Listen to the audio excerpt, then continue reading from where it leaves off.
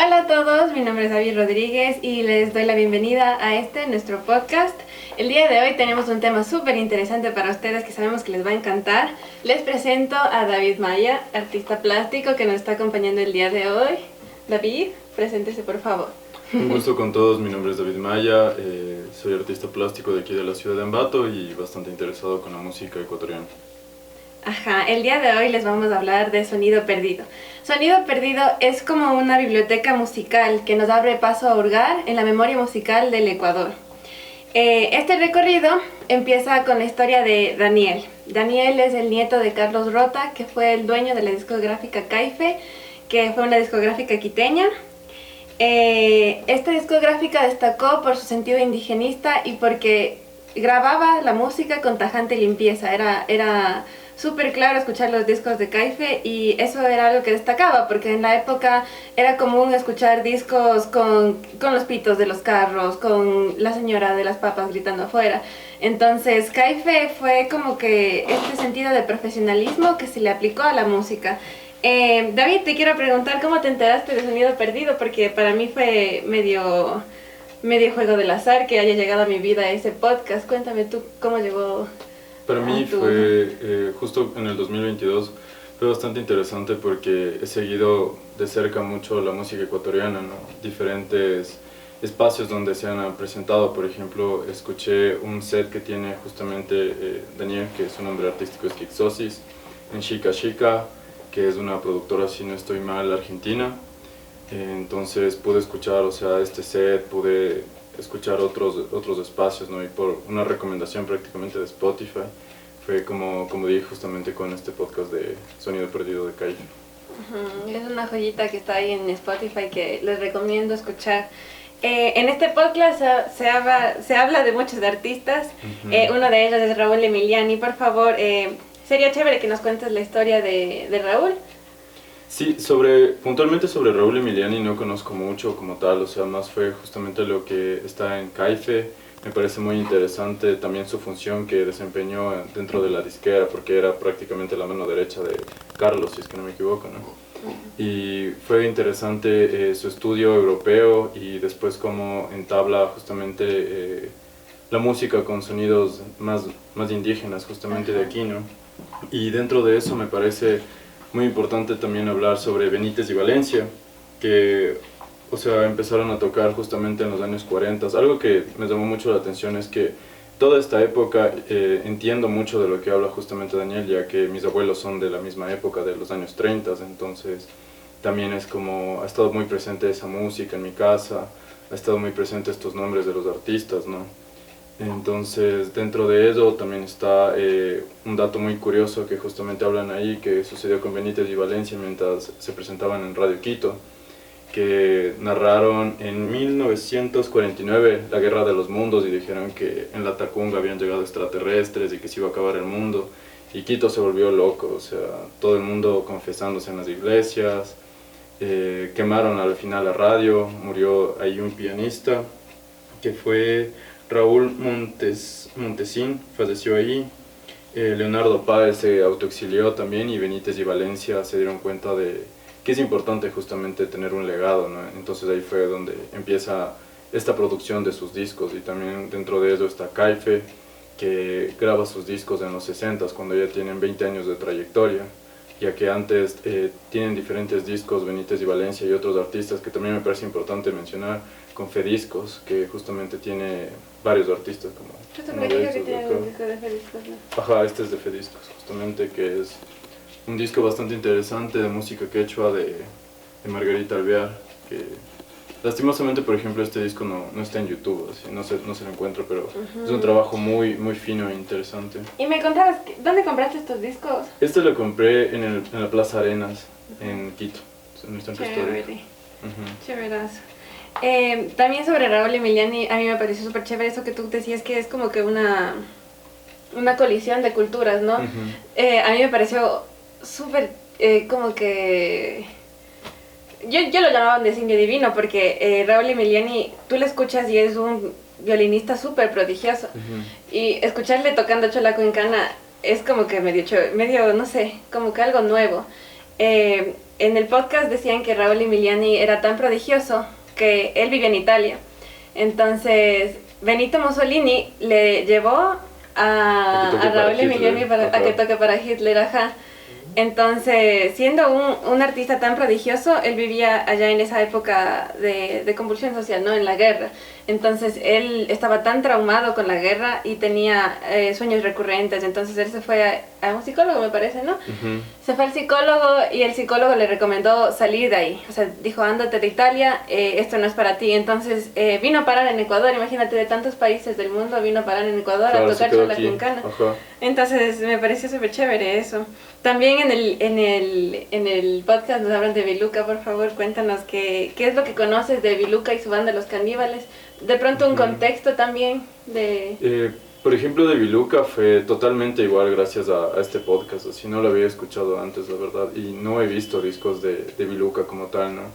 Y me parece, o sea, muy interesante justamente en lo que se fundamenta esa búsqueda, ¿no? Ya que es una búsqueda bastante, o sea, de su vida a la final, ¿no? Como forma ¿Quién fue Viluca? Daniel, ajá. Y Viluca fue un artista brasileño que tocaba la hoja de naranja o de ficus allá en Brasil, que vino justamente a grabar acá, ¿no? Vino a grabar, se radicó aquí en Ecuador, su vida se desconoce totalmente, se desconoce su paradero, se desconoce si está vivo o muerto.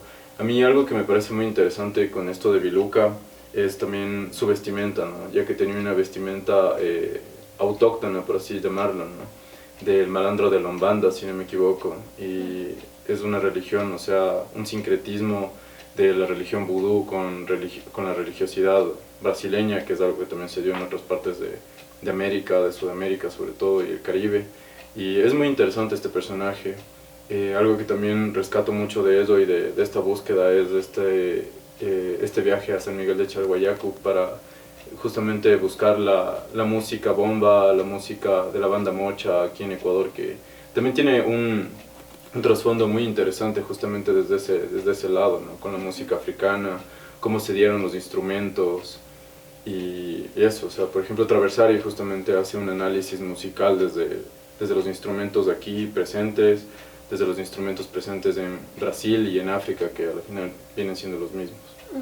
Chévere. Y cuando hablamos de la hoja de naranja, yo no sabía cómo imaginarme un instrumento que se llamase así, hasta que después descubrí que en realidad era una hoja de naranja la que Claro. tocaban.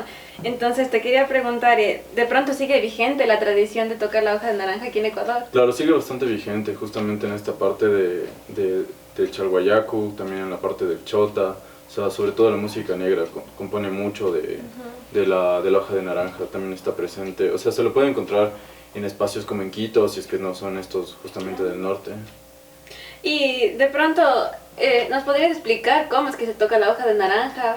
La verdad es que no sé cómo se toca, o sea, de lo que escuchaba justamente es como que hacían una especie de tubo y que sirve justamente la hoja para un cierto número de canciones, ¿no? Después de ellos como que ya se desecha la hoja y deben ocupar otra. Qué chévere, ¿no? Ajá. Yo también me imaginaba, supongo que le hacen como un tubito y soplan. Y es tan chévere porque es un sonido como de clarinete, ¿no? Ujú. No se imaginaría uno que está saliendo ese sonido de una hojita. También te quería preguntar, ¿cuál crees que sería el impacto que tuvo la discográfica Caife en la construcción de lo que es la memoria musical del Ecuador? Porque se habla mucho de que era diferente, que no era como cualquier otra discográfica. O sea, bueno, como tal, Caife, de los discos que tengo la oportunidad de poseer, no tengo ninguno de Caife. No he escuchado como tal, o sea, más allá de este podcast, ya que tenemos, o sea, hay que reconocer que tenemos varios sellos discográficos, o tuvimos varios sellos discográficos, los discos Granja, los Charaquena, Merdaluz, que era donde grababa Don Medardo, Fedisa y Fesa, sobre todo Fediscos, o sea, tiene un acervo bastante grande de músicos. Por ejemplo, ahí grabó Luis Alberto San Pedro su único disco, que es un tremendo guitarrista, justamente, sí. Este es el único disco que sacó Luis Alberto San Pedro como solista. Este disco se encuentra igual en el Museo Musical Traversari de la Casa de la Cultura Ecuatoriana en Quito. Está también su guitarra eléctrica hawaiana, él la fabricó él mismo, fue riobambeño. lo fabricó él mismo con sus manos y es hermoso, o sea, poder verlo y sobre todo escuchar, o sea, tiene un sonido bastante interesante. También tenemos el FICAPI, que es la Federación Indígena Campesina de la provincia de Imbabura, que grabó diferentes discos con Enrique Males, que es una persona que realiza una investigación sonora justamente con piezas arqueológicas, entonces es una propuesta bastante interesante, como se da ahora con el Taller La Bola. Ajá. También te quería preguntar, pensando en la cercanía que tenemos con los músicos y con la música local, ¿tú crees que los ecuatorianos tenemos una buena relación con nuestras raíces? Porque, por ejemplo, tú me hablas de que tus abuelitos de pronto te inculcaron este tipo de géneros, ¿no? Pero, por ejemplo, en mi caso, mis abuelitos escuchan más música de otros lados. Por ejemplo, si tú les preguntas, te vienen y te hablan de Lodán, te hablan generalmente Claro. músicos argentinos. Entonces, entonces, ¿tú crees que dentro de la colectividad tenemos buena relación con la música de nuestras raíces? Yo creo que de cierta forma estamos bastante despegados y es algo muy ecuatoriano, ya que en otros países no sucede de esta forma, ¿no?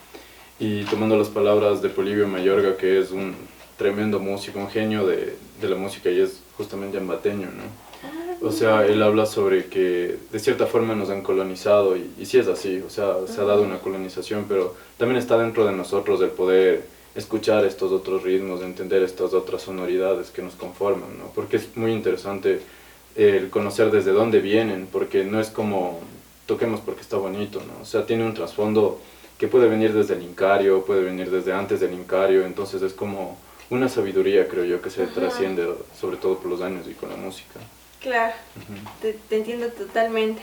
Y en este contexto también ha surgido últimamente un debate. Dicen que de pronto existe apropiación en tomar estos sonidos de nuestro entorno, de la antigüedad, para crear nueva música. Existe la electrónica selvática, ahí tenemos a Nicola Cruz, a Río Mira, algunos artistas. Entonces, esta música de la que te hablo, como te digo, toma, digamos, el sonido del río, el sonido de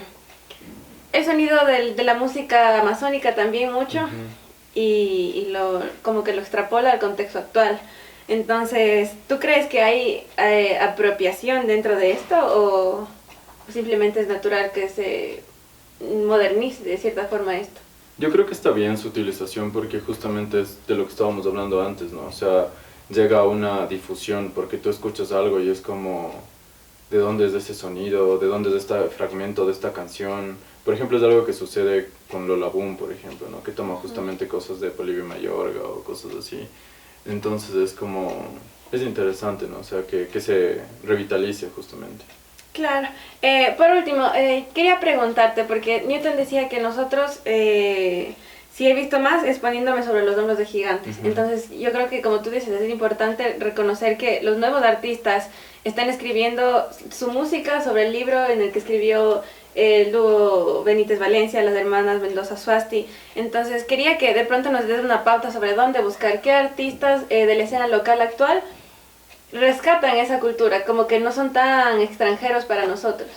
Yo creo que mucho actualmente que viene de una escuela que justamente fue con empezó con Ñando Meñachi, están los Umazapas actualmente que están sacando música bastante moderna, es de esta escuela que se encuentra justamente en el norte, en la provincia de Imbabura. Y su música podemos encontrar en Spotify. Sí, pueden encontrar en Spotify, en YouTube, sobre todo en YouTube, o sea, quiero mencionar antes que se me vaya, a la Musicoteca Ecuador, o sea, es un canal increíble, el trabajo que realiza John Henry Eche es increíble, o sea, de rescatar, justamente él tiene varios de estos discos disponibles en YouTube y te los puedes escuchar, tiene muchísima música, así, es un trabajo bastante interesante.